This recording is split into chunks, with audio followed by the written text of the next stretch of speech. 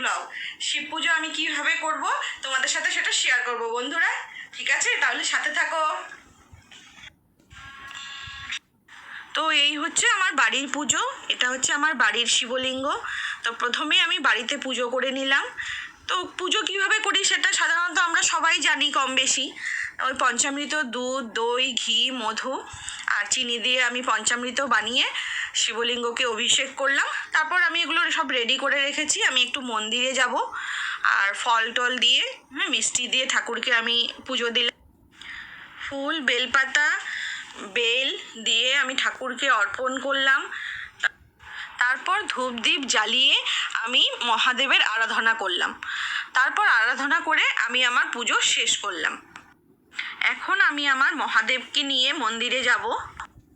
তো মন্দিরে এসে দেখি অনেকেই পুজো দিচ্ছে, তো আমিও শুরু করে দিলাম পুজো দেওয়া, বাবার মাথায় জল ঢালা। পঞ্চামৃত দিয়ে অভিষেক করে ফল, ফুল, বেলপাতা দিয়ে অর্পণ করলাম ঠাকুরের মাথায়। একটা আকন্দ ফুলের মালা পরিয়ে দিলাম ভোলেনাথকে।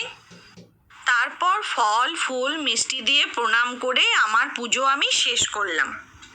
তারপর আমার মহাদেব, দেবাদিদেব মহাদেবের পুজো দিচ্ছে।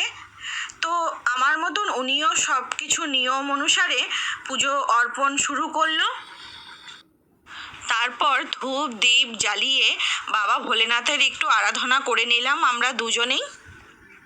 তো মন্দিরে বসে আমি মহামৃত্যুঞ্জয় জপ করে নিলাম। তারপর চতুর্দশী ছেড়ে অমাবস্যা লেগে গেছে, আর সেই অমাবস্যা তো প্রতি মাসে আমি উপবাস করে পুজো দিই। তাই চলে আসলাম রেস্ট ক্যাম্প কালীবাড়িতে পুজো দিতে।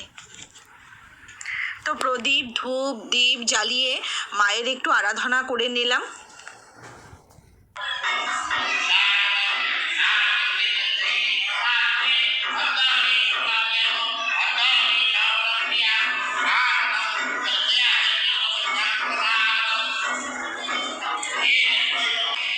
এইদিকে ঠাকুরমশাই পুজো শুরু করে দিয়েছে। পুজো তো প্রায় 2-2.5 ঘন্টা ধরে চলবে। তারপর ভোগ নিবেদন করবে, তারপর অঞ্জলি দেব।